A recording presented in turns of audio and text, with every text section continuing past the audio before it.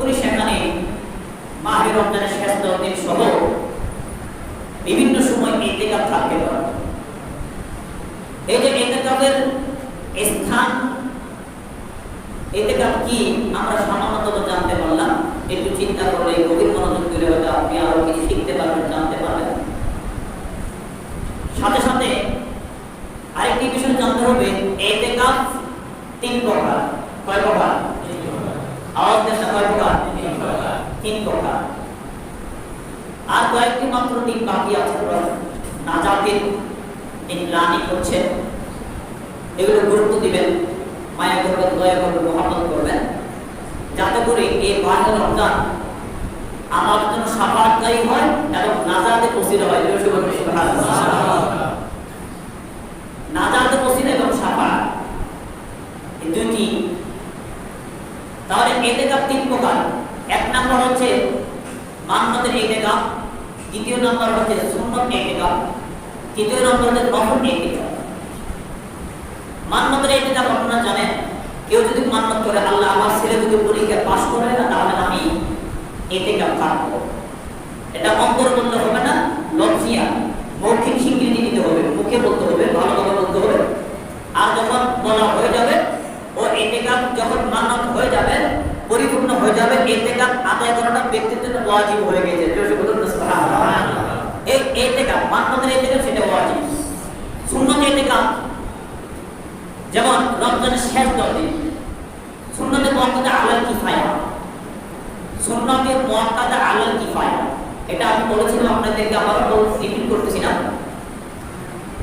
তো এটার গুরুত্ব অনেক বেশি, অত্যন্ত বেশি। কারণ যেহেতু ইতিকাফের ঘোষণা আল্লাহ কোরআনে কারিমের মধ্যে দিয়েছেন।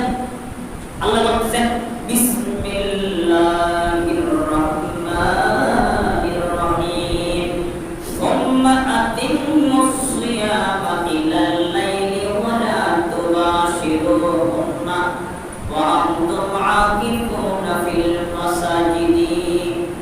আল্লাহ মাতাকে ডিক্লারেশন দিলেন, ইয়া রাসূলুল্লাহ, ইয়া হাবিবাল্লাহ, আপনি আপনার উম্মতদেরকে বলে দিন, সুম্মা আতিম্মুস সিয়ামা ইলাল লাইলি, তারা যেন রাত্র পর্যন্ত তথা সূর্যাস্ত পর্যন্ত রোজা রাখে। আতিম্মুস সিয়ামা ইলাল লাইলি ওয়া লা তুবাশিরুহুন্না ওয়া আনতুম আকিফুনা ফিল মাসাজিদি। শুধু তাই নয়, ওগো তোমরা আমার বান্দারা, তোমরা যারা রোজা আছো, রোজা থাকার পর যারা রমজানের শেষ 10 দিন ইতিকাফ থাকবে, তোমরা ইতিকাফ থাকা অবস্থায় স্ত্রী থেকে তোমরা দূরে থাকবে। সুবহানাল্লাহ। কোন মসজিদে ইতিকাফ কেন? এটা আরেকটা রহস্য। ওই যে বলা হচ্ছে দুনিয়াবি সম্পর্ক থেকে বান্দা যেন দূরে থাকে, পরিবার থেকে দূরে থাকে, স্ত্রী থেকে স্বামী দূরে থাকে। স্ত্রী থেকে দূরে থাকার লক্ষ্য একটাই, যাতে করে স্ত্রী সম্পর্ক, বৈধ সম্পর্ক থেকে দূরে থাকতে পারে। এজন্য আল্লাহ বলেন ওয়ালা তুবাশিরুহুন্না ওয়া আনতুম আকিফুনা ফিল মাসাজিদি, তোমরা মসজিদে ইতিকাফ থাকা অবস্থায় স্ত্রী বৈধ সম্পর্ক থেকে তোমরা দূরে থাকবে। জোরে বলুন সুবহানাল্লাহ। ঘোষণা দিয়েছেন কে? আর মসজিদে যদি থাকে তাহলে তো ওই ধরনের সম্পর্ক আসার কথা। এই জন্য মসজিদের লক্ষ্য দেখুন। এভাবে আমার আল্লাহ কোরআনে কারিমের মধ্যে অন্যত্র জায়গায় আমার বলেছেন, তারপর বন্ধুরা ইতিকাফের অনেক গুরুত্ব রয়েছে, অনেক ফজিলত রয়েছে। এটা হচ্ছে সুন্নত ইতিকাফ, বর্জন করার বাদ দেওয়ার কোনো সুযোগ নাই। আরেকটি হচ্ছে নফল ইতিকাফ। ওই নফল ইতিকাফ যে কোনো দিন, যে কোনো মাসে, যে কোনো সময়ে, যে কোনো টাইমে আমার বন্ধুরা, যে কোনো মাসের প্রথম দিন, যে কোনো মাসের সব দিন, কিংবা যে কোনো মাসের শেষ দিন, আপনি যেভাবে রাখুন না কেন, মসজিদে ঢোকার সময় যদি আপনি ইতিকাফ নিয়ে ঢুকেন, যতক্ষণ পর্যন্ত মসজিদে থাকবেন ততক্ষণ পর্যন্ত আপনার আমলনামে ইতিকাফের সওয়াব দেওয়া হবে। সুবহানাল্লাহ। মসজিদে ঢোকার সময় ইতিকাফের নিয়ত করাটা নফল। নিয়ত করা কি নফল। আমি মনে করি আরো জরুরত বেশি, কারণ অনেকে এসে মসজিদে কিনছে কাহিনী করে, দুনিয়াতে আলোচনা করে। ও যে মসজিদে আসে, এই যে মসজিদে আসে, এটা বাবার ঘর নয়, এটা দুনিয়াবি আমার ঘর নয়, এটা বাইতুল্লাহ শরীফ। এখানে দুনিয়াবি সব কথা বলা হারাম, নিষেধ, গুনাহ নষ্ট, সাপ নষ্ট হয়ে যাচ্ছে। এর খবর ওই ব্যক্তির নাই। তাই বলা হচ্ছে মসজিদে ঢোকার সময় যদি ইতিকাফের নফল ইতিকাফের নিয়ত করে, ইতিকাফের নিয়ত করার পর বাজে কথা বলা বৈধ নয়। এজন্য মনে করা হয় নফল ইতিকাফের নিয়ত করাটাই আমাদের জন্য উত্তম। জোরে বলুন সুবহানাল্লাহ। গুনাহ থেকে বিরত থাকার একটা মাধ্যম, একটা কি? তাই আমার বন্ধুরা, ইতিকাফের গুরুত্ব, আরেকদিকে ইতিকাফের ফজিলত আমার বন্ধুরা, আমার নবী সরকারে মুস্তাফা আন আবি হুরায়রা রাদিয়াল্লাহু তাআলা আনহু আন্না নবী সাল্লাল্লাহু আলাইহি ওয়াসাল্লাম ফিল আশরিল আওয়াখির মিন রমাযান হাত্তা তাওফাহুল্লাহ। আন আবি হুরায়রা রাদিয়াল্লাহু আনহু হতে বর্ণিত, উনি বলেন সরকারে মুস্তাফা আন্না নবী সাল্লাল্লাহু আলাইহি ওয়াসাল্লাম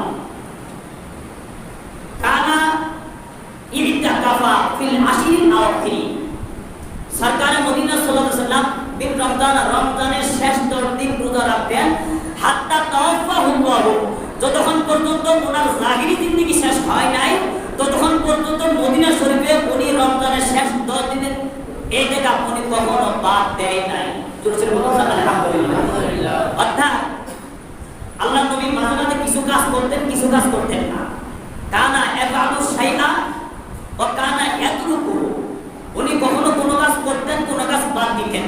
কিন্তু বলা হচ্ছে যখন উনি মক্কা থেকে মদিনা চলে গেলেন, ওনার জীবনের শেষ পর্যন্ত মসজিদে নববীর মধ্যে উনি শেষ 10 দিন রোজা রাখতেন, ইতিকাফ রাখতেন। জোরে বলুন সুবহানাল্লাহ।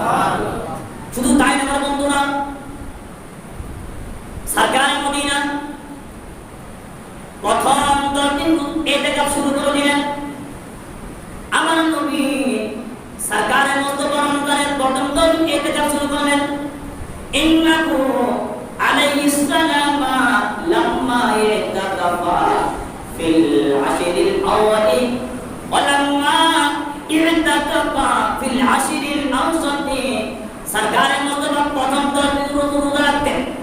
প্রথম 10 দিন শেষ হয়ে গেল, আমার নবী আমার মাঝখানে 10 দিন রোজা রাখা শুরু করে দিলেন।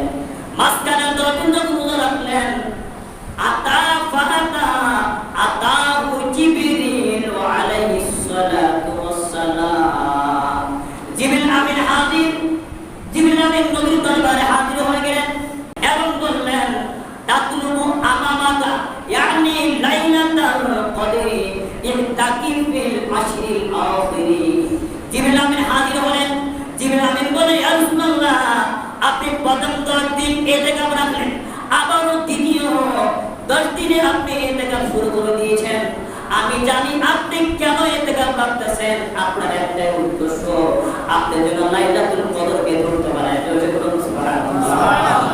জিবরিল আমিন বলে ইয়া রাসূলুল্লাহ, তাতলুবু আমামাকা ইয়ানি লাইলাতুল কদর।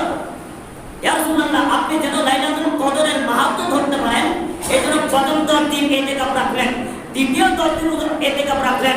কিন্তু আমি জিবরিল আপনাকে বলে দিচ্ছি ইয়া রাসূলুল্লাহ, ইহতাকি ফিল আশরিল আখির, আমি একথা আপনাকে বলে দিচ্ছি ইয়া রাসূলুল্লাহ, প্রথম 10 দিন চলে গেল, দ্বিতীয় 10 দিন চলে গেল, সেখানে লাইলাতুল কদর আপনি পাবেন না। আপনি শেষ 10 দিন ইতিকাফ রাখুন, শেষ 10 দিনের মধ্যে আপনি লাইলাতুল কদর পেয়ে যাবেন। জোরে বলুন সুবহানাল্লাহ। তাই হাদিস শরীফের প্রমাণ এটাই করে যে ব্যক্তি ইতিকাফ থাকবেন শেষের 10 দিন, শেষের 10 দিন, ওই ব্যক্তি 100% লাইলাতুল কদর পেয়ে যাবে। জোরে বলুন সুবহানাল্লাহ। উনি লাইলাতুল কদর পেয়ে যাবেন, উনি লাইলাতুল কদরের ফজিলত পাবেন, লাইলাতুল কদর উনি দেখতে পাবেন। সেটা বরকত কি শুধু তাই নয়, উনি সত্যিকার অর্থে কোরআন তেলাওয়াত করতে থাকেন, নফল নামাজ পড়তে থাকেন, ইতিকাফ অবস্থায় উনি যদি শরীয়ত যে সমস্ত নির্ধারণ করে দিয়েছেন, নীতি নির্ধারণ করে দিয়েছেন, যদি সেগুলো মান্য করেন, একটা পর্যায়ে দেখা যাবে কোরআন তেলাওয়াত করতে করতে, তাহাজ্জুদের নামাজ পড়তে পড়তে উনি আল্লাহর নবীর দিদার পেয়ে যাবেন। সুবহানাল্লাহ। এরকম অনেক প্রমাণ আছে। তাই আমার বন্ধুরা, ইতিকাফের গুরুত্ব অনেক বেশি। মহল্লা থেকে কমপক্ষে আমি বলেছিলাম কয়জন, আমাদের না কয়জন, একজন ব্যক্তি থাকতে হবে, বেশি থাকলে বেশি ভালো। তখন যিনি একজন আছেন ওনার থেকে একটু আনন্দ উল্লাস হবে, ভালো লাগবে যে আমার সাইড আছে, ইবাদত আছে। কারণ মসজিদের নববীতে আপনারা যাদের নসিব হয়েছিলেন আমি জানি না, যারা মসজিদের নববীতে ইতিকাফ থেকেছেন, দেখা যাচ্ছে যে শুধু শেষের 10 দিন নয়, গোটা মসজিদের নববী ইতিকাফ কারীদের দ্বারা ভরপুর হয়ে যায়।